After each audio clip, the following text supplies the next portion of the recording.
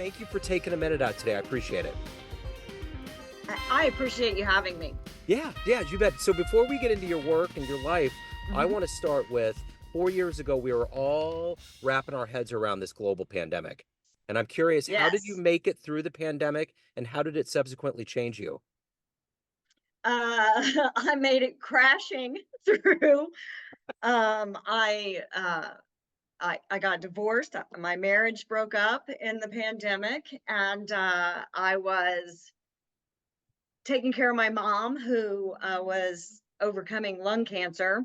So Yeah, you can imagine that the pandemic was scary, really, really scary for me. I was yeah, concerned that I was going to give it to my mom. And after fighting so hard and overcoming stage 3 lung cancer, that I was going to kill her by giving her COVID. It was terrifying. It yeah, was really terrifying. yeah, And she ended up being okay. But it was hard. It was really hard. It was really the catalyst, though, that sent me on that last push of my healing journey, that a lot of a lot of things have to end so new beginnings can happen, you know? So really my marriage falling apart, which was a few years probably past due, but really set me off on my own and let me remember that I needed to stand on my own 2 feet. That was like the beginning part of it. Then the following year in 2021, my mother passed away, not of cancer or of COVID. So that she was 85, so she lived a really long life. But was her caretaker. I took care of her. She lived with me part time, and we had gotten very close. And it was devastating to me. Really, the worst thing that's ever happened to me was losing my mother. And my daddy died when I was a little girl. And so I was lost. I was just really hadn't healed from my marriage falling apart, and I had not. And then my mom dying. It was just it, it, it, I was just a shell of myself. yeah, And so I set some very non-negotiable boundaries that with myself and that I was going to do. And I have stuck with them and got into counseling, grief counseling, and saw some other stuff while I was in there too. And it really changed everything, changed my life. That counseling session did. And um, his name was Fred. And I'll be ever grateful for Fred for getting me to that place where I was able to just be myself again. I'm more in my own skin today than I have been in 2 decades, wow, and it feels good. I sacrificed a lot to raise 5 children, and I came out of that really a shell of myself and who I used to be. So, for the first time in a long time, the last 3 years, I have done everything based on what I want to do yeah, and without regard to what else, who else might need my help, who else needs me to do this. And so it feels really fantastic. yeah, And I think a lot of women, I'm 57, and I think a lot of women my age, we are kind of late bloomers, yeah. kind of in our own entrepreneurial uh,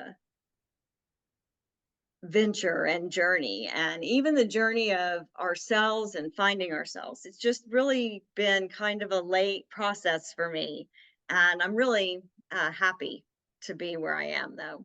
It proves the adage that it's never too late.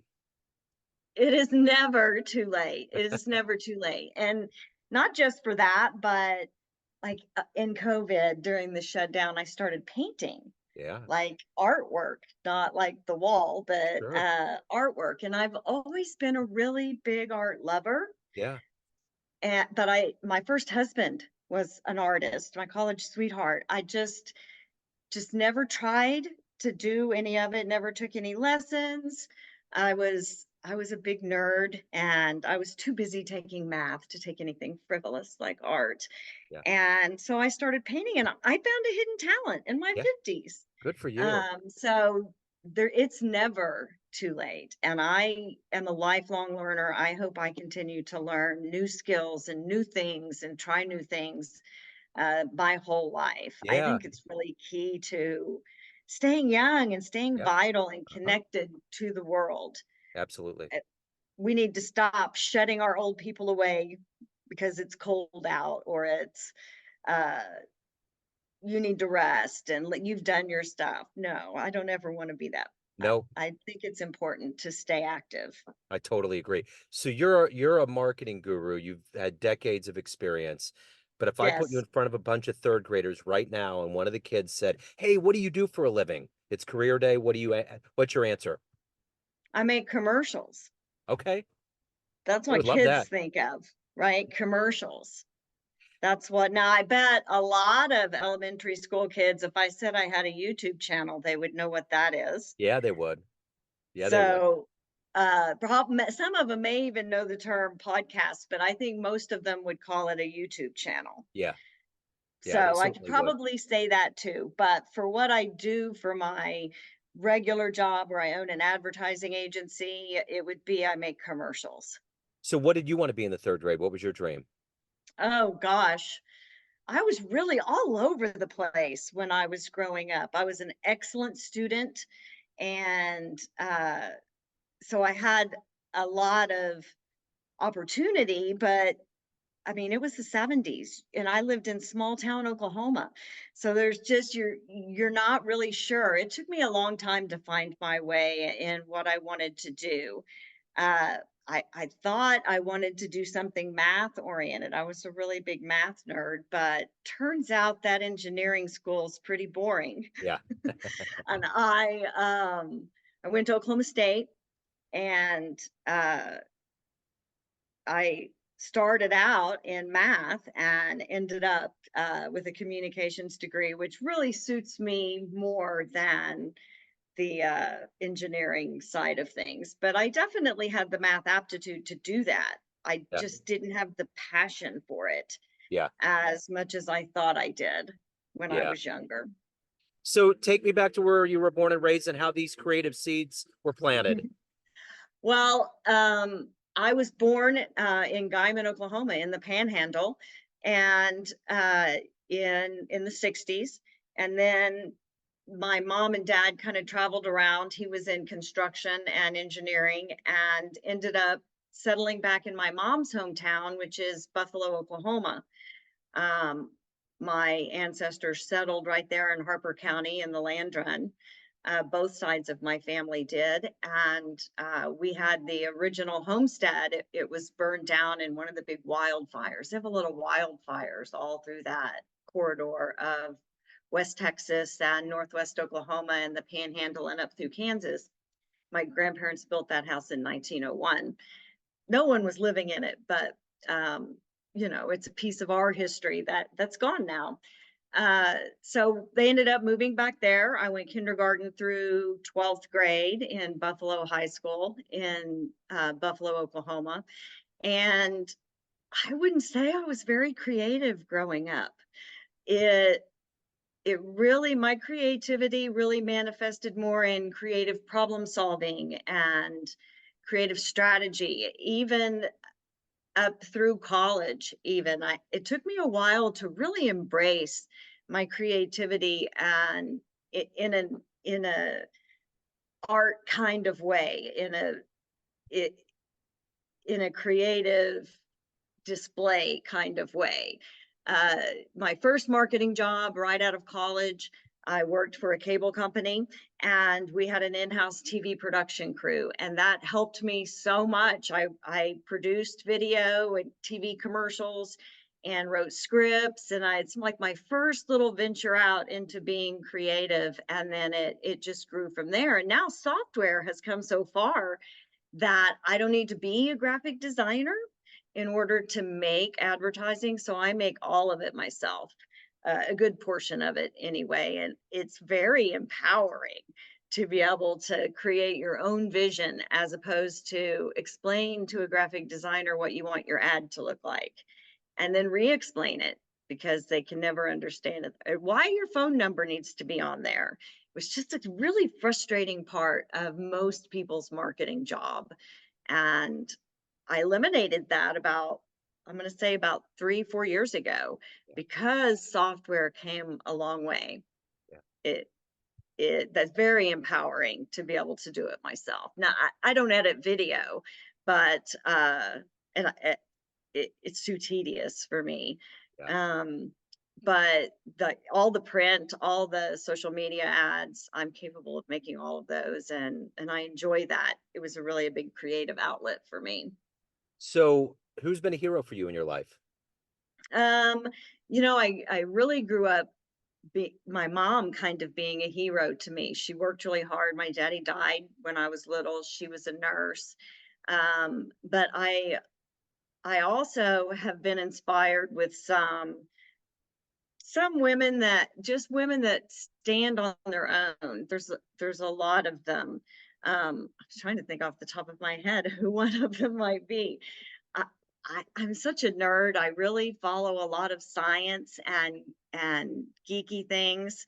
I really liked Condoleezza Rice. She really being able to stay calm amidst chaos and amidst warmongering men, which is what most of them were, and to be able to still be feminine, but I was an athlete, so her being such a big baseball fan and Yep. being into athletics, I really kind of identified with her Yeah. and followed her, not just her political career, but her business career as well.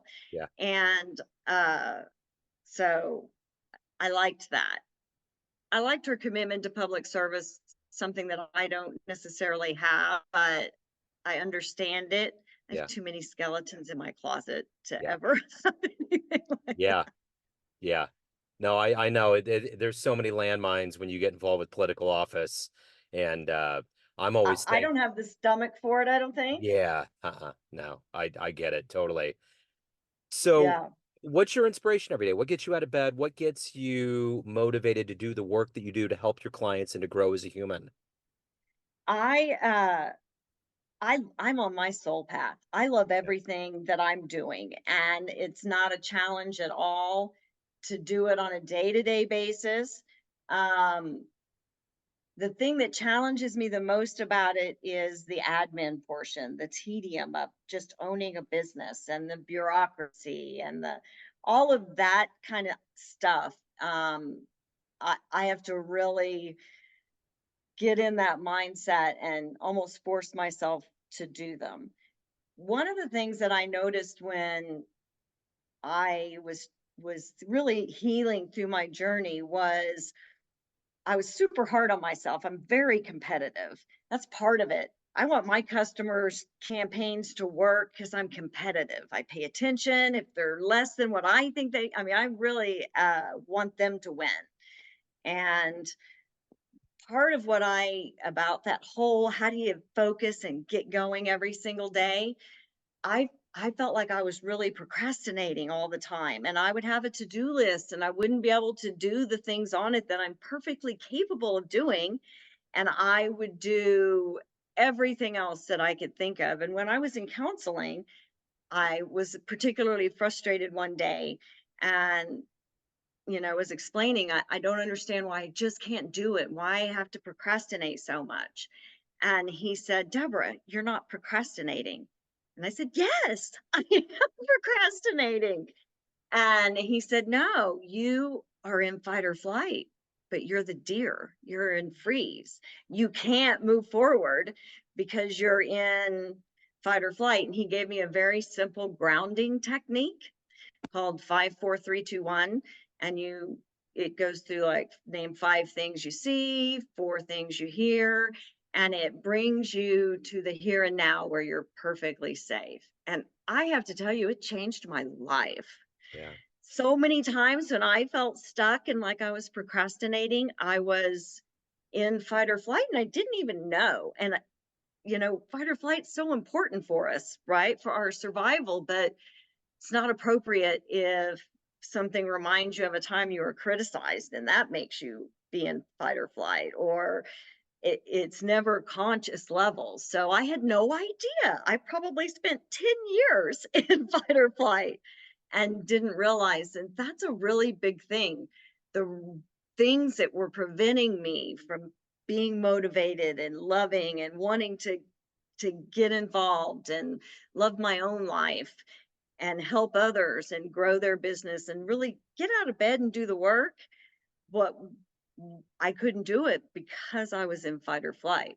It Yeah. was more than just not being motivated. Yeah. And it really changed, and I think a lot of people are in that now. I think collectively women are in fight or flight. Yeah. We just don't know what to do, so we kind of do nothing, and I just couldn't do it. I couldn't make myself do it. And which is not like a normal Debra thing. Right. Normally when I want to do something, I can get it done. There were just things, if I had one thing on my to-do list that triggered me, I couldn't do the whole list. Yeah. And knowing that and figuring that out was a really big step for me in just my day to day, believing in myself and not being so hard on myself and really understanding why things happen. Um, that it's not always that you're doing something that's causing that. It's not always a fault.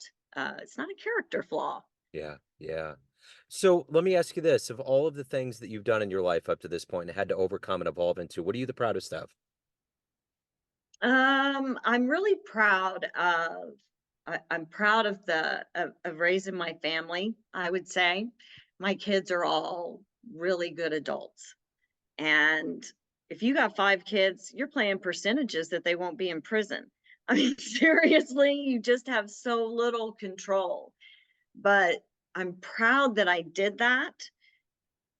In a lot of ways, it feels like a diversion Yeah. off of my soul path, and being able to admit that and not feel like I'm a terrible mom and not feel like, God, I just feel so selfish for saying that.